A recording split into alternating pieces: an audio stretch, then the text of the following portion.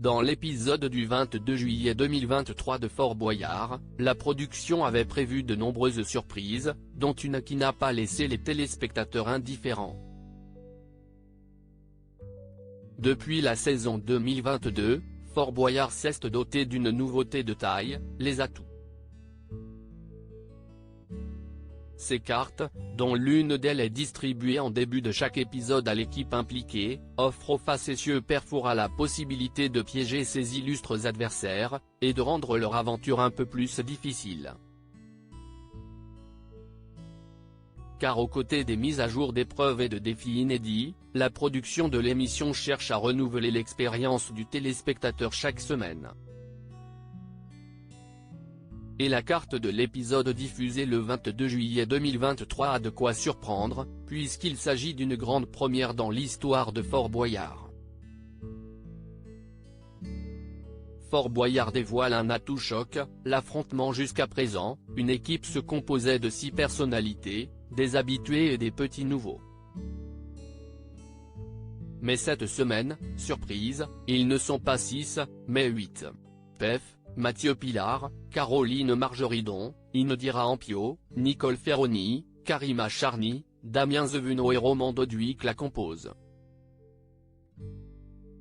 Arrivés sur le fort, les candidats s'en rendent compte et commencent à établir une stratégie, voyant une plus grande possibilité de remporter des clés et des indices. Mais c'était sans compter sur le Père Fouras qui avait un sacré atout dans sa manche, l'affrontement. Dès le début de l'aventure, il informe chacun des participants qu'ils vont être divisés en 2 équipes, les verts et les blancs.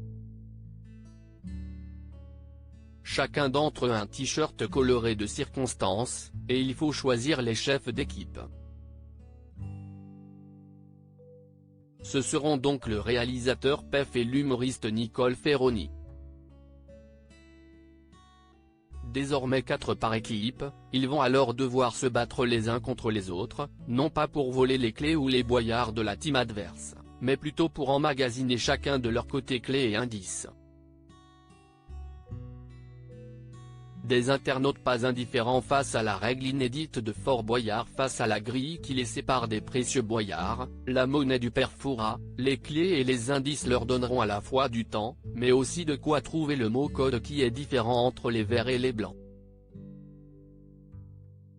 De quoi relancer la grande machine Quest Fort Boyard, et qui n'a laissé personne indifférent.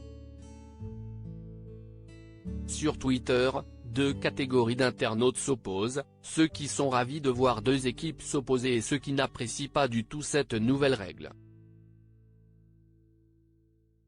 Ça change 2 équipes l'une contre l'autre CIST assez cool, j'avoue que CIST une idée plutôt originale. J'ai hâte de voir ce que ça va donner, on réagit des tweetos, qui approuvent l'idée de voir 2 équipes s'affronter. En revanche, d'autres téléspectateurs ne semblent pas du tout apprécier les nouvelles règles imposées par le Père Fouras, comme le montre notre revue de tweets ci-dessous.